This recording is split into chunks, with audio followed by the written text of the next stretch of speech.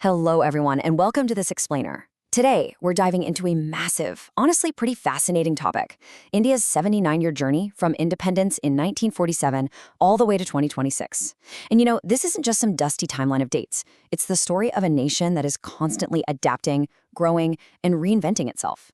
We're going to break down the core engine of this evolution, our ultimate rulebook, the Constitution. And then we'll see how that exact framework is actively empowering the youth to build the future. So let's get right into it. Here's a quick look at our agenda for today. First, we'll cover adapting the Constitution, then the basic structure doctrine, followed by some landmark amendments. After that, we pivot to empowering the Amrit PD, and finally, skilling for Viksit Bharat. All right, kicking things off with Section 1, adapting the Constitution and why a flexible framework is absolutely crucial. Think about it. A dynamic, rapidly growing nation simply can't be tied down by a rigid, unchangeable set of rules, right? It needs a constitution that can actually flex and respond to changing social and economic realities.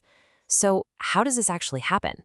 Well, the engine behind all this constitutional change is Article 368, tucked right there in Part 20. It's brilliantly designed. It gives Parliament the power to amend the Constitution, but, and this is a big but, it balances that flexibility with some pretty strict safeguards. It's not like you can just easily alter fundamental rules on a whim. So, what does that process actually look like? It's kind of an obstacle course, to be honest.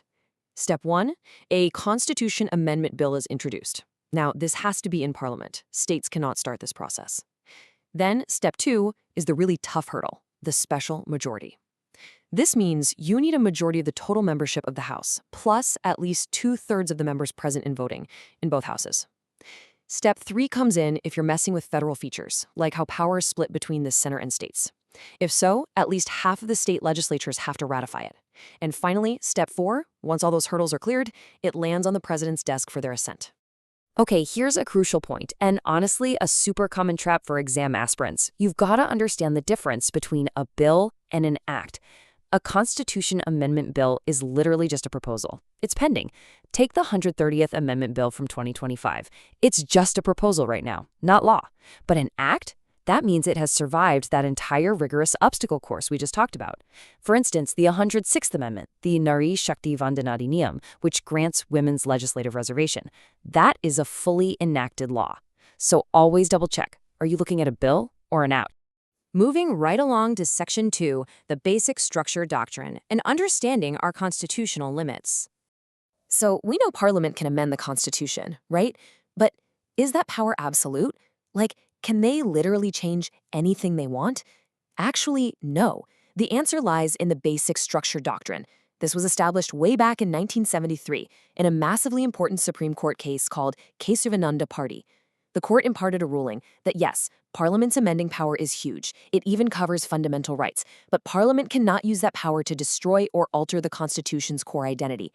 Think of it like this. You can absolutely remodel the house, knock down a few walls, update the kitchen, but you cannot take a sledgehammer to the foundation. You might be wondering, what exactly makes up this foundation? Interestingly, there isn't one single permanently closed list written down somewhere. It's more organic. The principles have been developed by the courts over the years. But some of the key non-negotiable features they consistently protect include the supremacy of the Constitution, secularism, federalism, the power of judicial review, and of course, free and fair elections. These are basically the DNA of the Indian democratic framework. That brings us to Section 3, landmark constitutional amendments, and how they've actually shaped the nation. Now that we know the rules and the boundaries, let's look at how this amendment power has actually played out in history. Just look at the momentum here. Right out of the gate in 1951, the First Amendment was passed, setting up the Ninth Schedule mainly to protect early land reforms. Then, fast forward to 1976, the 42nd Amendment pushed through some really extensive changes. Now, in 1978, the 44th Amendment came along and reversed several of those, and notably, it modified the right to property.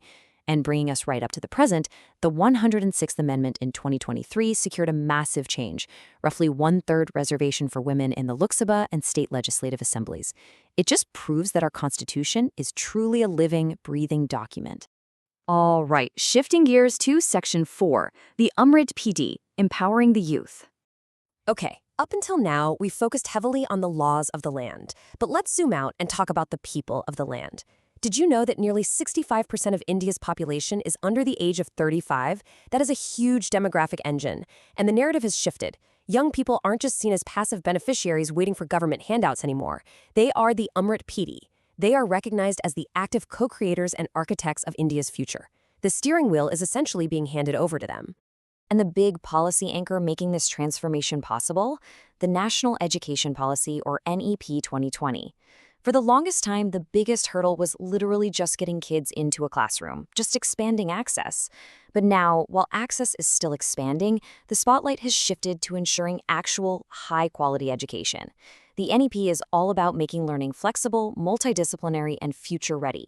It takes the old, rigid system and finally puts the student right at the center of the whole experience. Just take a second to wrap your head around this number, 15.48 crore. That is over 144 million verified APAR IDs generated for students as of early 2026. This is a total game changer. It means these students now have an automated permanent academic account registry. It links directly to an academic bank of credits. Basically, students can now store, transfer, and redeem their academic credits seamlessly across different institutions. If life happens and you have to move or switch paths, you don't lose all your hard-earned progress. The system bends to fit the student. And check this out. When we look at the physical expansion of higher education institutions between 2014 and 2025, the scale is honestly pretty breathtaking. We're talking about a massive 186% increase in AIMS institutions and a 44% jump in IITs. Overall, the number of universities skyrocketed from around 760 to over 1,330. This isn't just about building campuses. It's about making sure that world-class higher education is geographically accessible to everyone, no matter where they live in the country. You don't have to flock to a handful of massive cities anymore. Which brings us perfectly to our final section, skilling for Viksit Bharat and building a future-ready workforce. Look, having a solid academic education is a great foundation, absolutely. But to build a workforce that can truly compete globally, you have to pair that with active, hands-on vocational skilling. India's running a fascinating, multi-layered ecosystem here. It's working at the bleeding edge of tech and at the grassroots level at the exact same time. So, on one side, you've got PMKVY 4.0 diving into AI, drones, and green energy. You have the PM Setu initiative aggressively upgrading 1,000 ITIs with modern tech. But then, on the flip side, you have the Jan Shikshan Sanstan, or JSS. This is all about inclusive, grassroots skills like food processing or tailoring, making sure that rural and tribal communities have the tools to generate real livelihoods right where they are.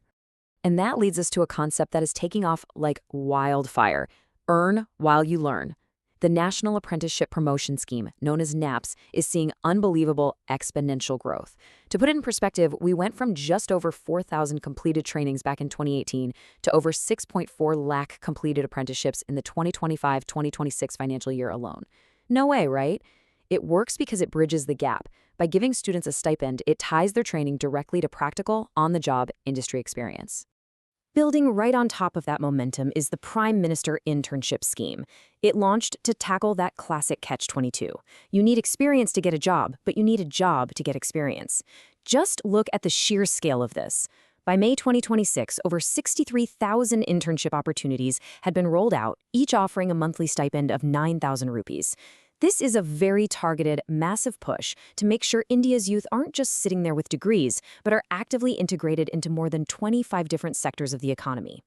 So let's bring it all together. We've seen how our Constitution flexes, how it adapts to give us a remarkably stable yet dynamic foundation.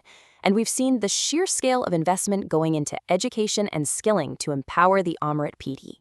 But at the end of the day, policies are just paper. The actual future of the nation comes down to its people. So I want to leave you with this question to chew on.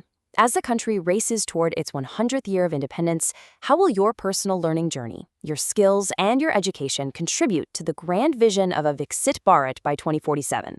Let me know what you think. Thank you so much for tuning into this explainer. Keep learning, keep asking questions, and I'll see you in the next one.